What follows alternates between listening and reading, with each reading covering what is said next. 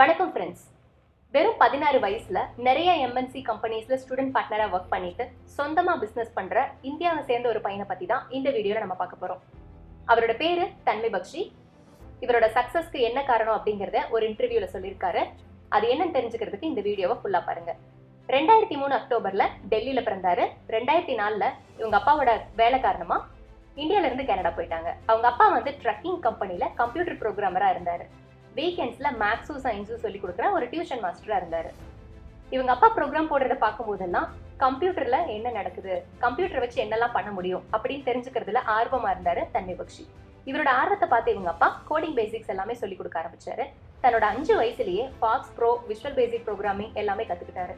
அதுக்கும் மேல ஆர்வத்தால தன்னோட சொந்த முயற்சியில இன்டர்நெட் மூலமாவும் புக்ஸ் மூலமாவும் அப்ஜெக்டிவ் சி, பைத்தான், ஜாவா எல்லாமே கத்துக்க ஆரம்பிச்சாரு. 7 வயசுல சொந்தமா யூடியூப் சேனல் ஆரம்பிச்சாரு. மேக்ஸ், சயின்ஸ், ப்ரோக்ராமிங்ல யாருக்காவது டவுட் இருந்துச்சுன்னா அந்த சேனல்ல கொஸ்டின் கேட்கலாம். இவருக்கு தெரிஞ்சதுன்னா சொல்லி தருவாரு. தெரியல அப்படின்னா கத்துக்கிட்டு சொல்லி கொடுக்க ஆரம்பிச்சாரு. 1 லட்சம் பேருக்காவது இவரோட சேனல் மூலமா ஹெல்ப் பண்ணணும்னு நினைச்சு ஸ்டார்ட் பண்ணாரு.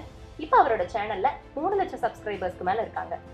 அடுத்ததான் செயற்கை நுண்ணறிவியல் பத்தி கத்துக்க ஆரம்பிச்சாரு. IBM வாட்சன் ஆப் பத்தி கேள்விப்பட்டாரு. IBM வாட்சன்னா என்ன அப்படின்னா, நம்ம எந்த கொஸ்டின் கேட்டாலும் செயற்கை நுண்ணறிவியல் மூலமா இயங்குற சாட்பாட் நம்மளுக்கு ஆட்டோமேட்டிக்கா ரிப்ளை பண்ணும். இப்போ நிறைய கம்பெனிஸ்ல பிசினஸ் எல்லாம் பாத்தீங்க அப்படின்னா இந்த டெக்னாலஜி தான் யூஸ் பண்றாங்க, சாட்பாட் டெக்னாலஜி. தன்மை பக்ஷி அந்த சாட்பாட்ஸ் பத்தி கத்துக்க ஆரம்பிச்சாரு. IBM சாஃப்ட்வேர்ஸ் யூஸ் பண்ணிட்டு இருந்தப்போ IBMோட டாக்குமெண்ட் கன்வர்ஷன் ஆப்ல ஃபால்ட் இருக்கிறத கண்டுபிடிச்சு ரிப்போர்ட் பண்ணாரு. ரிப்போர்ட் பண்ணிட்டு ட்விட்டர்லயும் அப்டேட் பண்ணாரு. அதை பார்த்து IBM டெவலப்மெண்ட் டீம் இவர் டைரக்டா கான்டாக்ட் பண்ணி IBM டெவலப்மெண்ட் எக்ஸ்பர்ட்டோட அட்வைசரா இவர் அப்பாயிண்ட் பண்ணாங்க.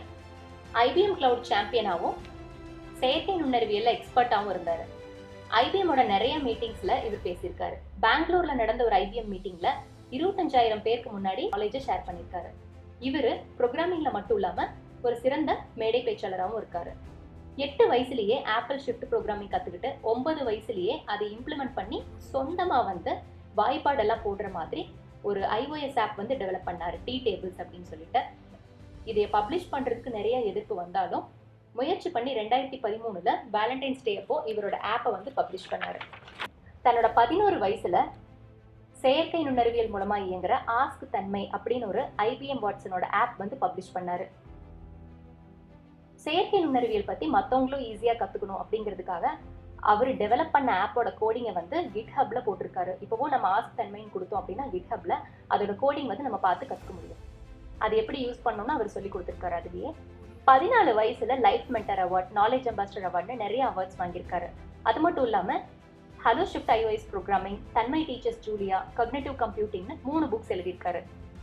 இப்ப கரண்டா IBMல பூன் ஒரு லேடிக்கு செயற்கை நுண்ணறிவியல் பொருத்தி ஆராய்ச்சி பண்ணிட்டு இருக்காங்க.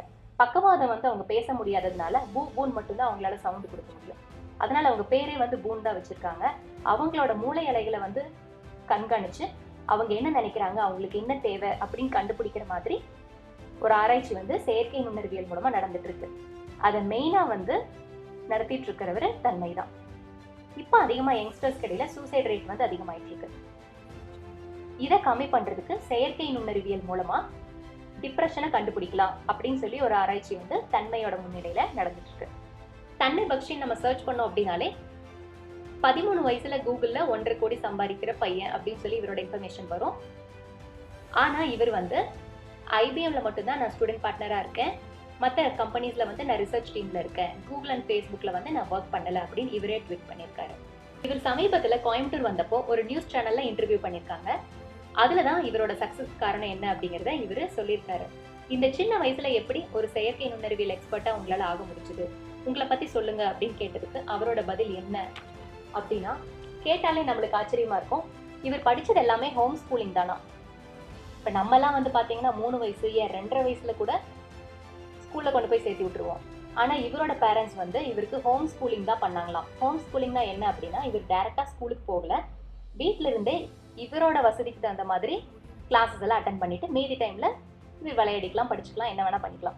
அப்படி இவர் விளையாடிட்டு இருக்கும்போது கம்ப்யூட்டரை விளையாட்டு மாதிரி தான் கத்துக்கிட்டாராம். எனக்கு பிடிச்சதை நான் நினைக்கிற டைம்ல பண்ண முடிஞ்சது ஹோம் ஸ்கூலிங்னாலதான்.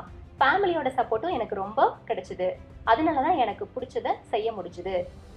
எனக்கு கிடைக்கிற டைம்ல யூடியூப் சேனல் ஸ்டார்ட் பண்ணேன். மேத்ஸ் சயின்ஸ் ப்ரோக்ராமிங் ரிலேட்டடாக யாராவது டவுட்ஸ் கேட்டால் நான் கற்றுக்கிட்டு சொல்லிக் கொடுக்குறக்கும் எனக்கு டைம் கிடச்சிது. கோடிங் ஏதோ பண்ணணும்னு நினச்சி நான் பண்ணல. எனக்கு பிடிச்சது, என்னோட பேஷன் அண்ட் ஹாபி கோடிங் பண்ணுறது தான். நீங்களும் உங்களுக்கு பிடிச்ச ஃபீல்டில் நிறைய கற்றுக்கோங்க, கண்டிப்பாக எக்ஸ்பர்ட் ஆகலாம் அப்படின்னு சொல்லி முடிச்சிட்டாரு. இவரை பார்த்து இன்ஸ்பயர் ஆகி சைத்தன்யா ஸ்கூலில் ஹைதராபாத்தில் படிக்கிற ஒரு 7th ஸ்டாண்டர்ட் பையன் சித்தார்த் பிள்ளை அப்படிங்கிறவர் வந்து இப்போ மோண்டே ஸ்மார்ட் பிஸ்னஸ் சொல்யூஷன்ஸ் அப்படிங்கிற எம்என்சி கம்பெனியில் டேட்டா சயின்டிஸ்டாக பிளேஸ் ஆகிருக்காரு பைத்தான் ஃபீல்டில். கடைசி வரைக்கும் பார்த்துருக்கீங்கன்னா உங்களுக்கு இந்த வீடியோ வந்து கண்டிப்பாக யூஸ்ஃபுல்லாக இருந்திருக்கும். அப்படி யூஸ்ஃபுல்லாக இருந்தது, பிடிச்சிருந்ததுன்னா லைக் பண்ணுங்கள், ஷேர் பண்ணுங்கள், கமெண்ட் பண்ணுங்கள். நோட்டிஃபிகேஷன் பெல் ஐக்கானையும் கிளிக் பண்ணுங்கள். தேங்க்யூ.